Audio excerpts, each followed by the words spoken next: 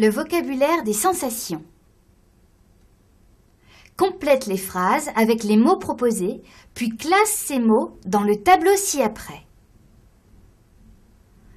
Voici donc des phrases, ou plus exactement des textes, composés de plusieurs phrases, et des mots nous sont proposés, ici 3 autres, avec lesquels on doit compléter les trous.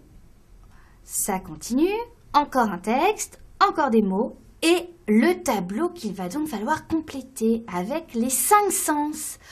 Ouïe, odorat, goût, toucher, vue.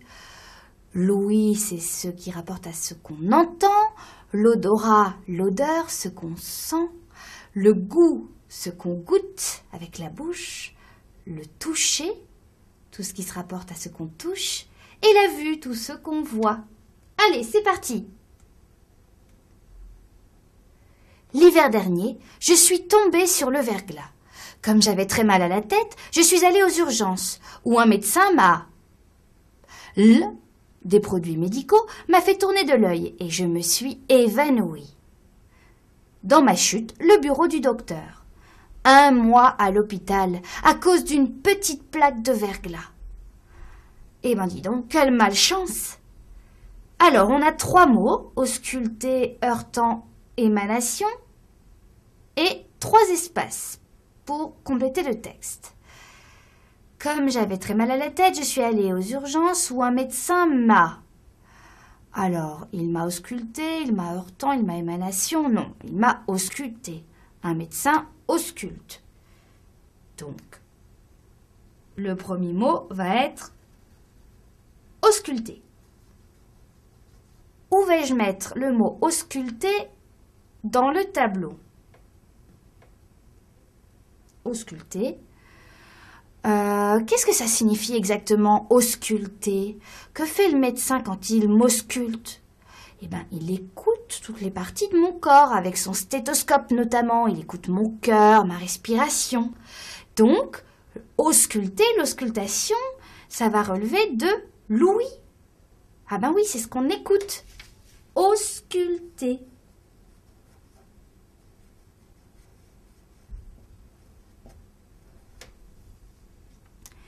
Ensuite, des produits médicaux, l'heurtant ou l'émanation. Là, on attend un nom, donc c'est l'émanation. Qu'est-ce que ça signifie déjà, l'émanation? Ce qui émane d'un corps, c'est ce qui sort d'un corps. Et l'émanation, on parle d'émanation quand il y a une odeur forte qui sort d'un corps ou d'une substance. Voilà ce qu'est l'émanation. Donc, ce mot, je vais le classer dans la colonne de l'odorat, puisqu'il s'agit d'une odeur forte. L'émanation. L'émanation des produits médicaux m'a fait tourner de l'œil et je me suis évanouie. Donc ici, c'est le 3e mot, heurtant, dans ma chute, le bureau du docteur. Aïe, ça fait mal. Donc, quand on heurte un bureau, c'est qu'il s'agit du toucher.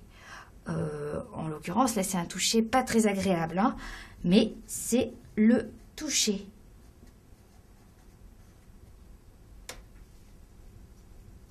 On continue.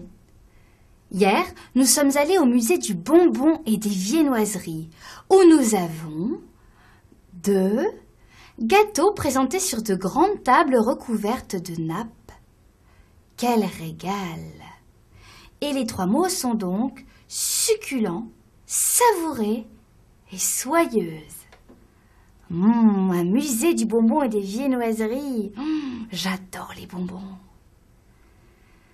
Alors, hier nous sommes allés au musée du bonbon et des viennoiseries où nous avons quoi? J'attends un verbe, donc succulent, savouré, soyeuse. Ça va être savouré. Nous avons savouré des gâteaux.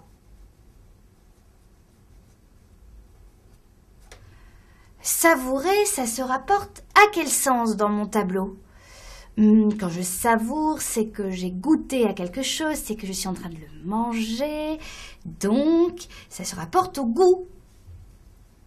Savourer, je le classe dans le goût. Nous avons savouré quoi? Donc savouré, on a déjà. De succulent gâteau ou de soyeuse gâteau? Un gâteau est au masculin, donc ça ne peut être que succulent. De succulent gâteau, ça signifie de très bons gâteaux. Donc là aussi, si on sait qu'ils sont très bons, c'est qu'on les a goûtés. Et donc, on peut classer succulent dans la colonne du goût. Succulent. Nous avons savouré de succulents gâteaux présentés sur de grandes tables recouvertes de nappes soyeuses. Soyeuses, qu'est-ce que c'est des nappes soyeuses? Ce sont des nappes qui sont comme de la soie, qui sont composées de soie soyeuse. Et la soie, c'est cette matière très douce au toucher. Donc ici, cet adjectif, on peut le classer dans la colonne du toucher.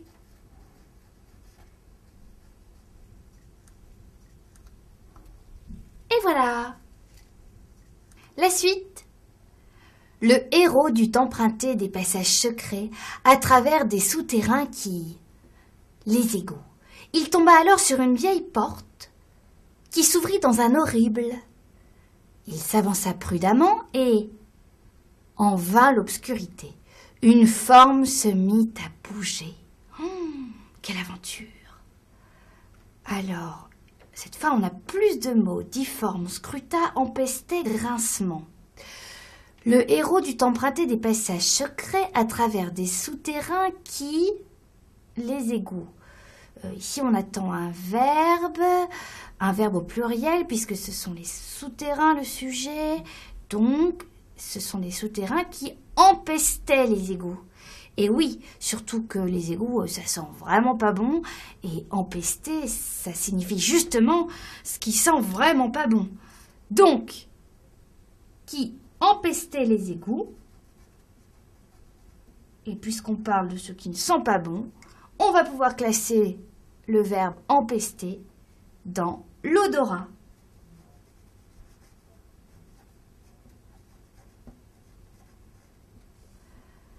Il tomba alors sur une vieille porte qui s'ouvrit dans un horrible... Alors, une vieille porte quoi?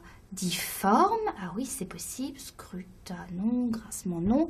Une vieille porte difforme. Difforme, qu'est-ce que ça signifie? Ça signifie qu'elle n'a pas de forme ou qu'elle est toute déformée.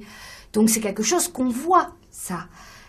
Donc, je vais pouvoir classer l'adjectif difforme dans la colonne de la vue. Difforme. Qui s'ouvrit dans un horrible quoi? Dans un horrible grincement. Comme ça, par exemple. Donc, une porte qui s'ouvre dans un horrible grincement, comme dans les histoires d'horreur et d'aventure. Grincement, c'est forcément ce qu'on entend. Donc, je vais le classer dans la colonne de l'ouïe. Et enfin, il s'avança prudemment et scruta, c'est le mot qui nous reste, en vint l'obscurité. Une forme se mit à bouger. Oh! Il scruta en vint l'obscurité, ça veut dire qu'il fouille du regard, il cherche à voir ce qu'il y a dans le noir. Et justement, il aperçoit une forme qui bouge, c'est pas très rassurant. Alors, scruta, je vais pouvoir le classer dans la colonne de la vue, puisque c'est le fait de regarder avec beaucoup d'attention. Et voilà! À bientôt!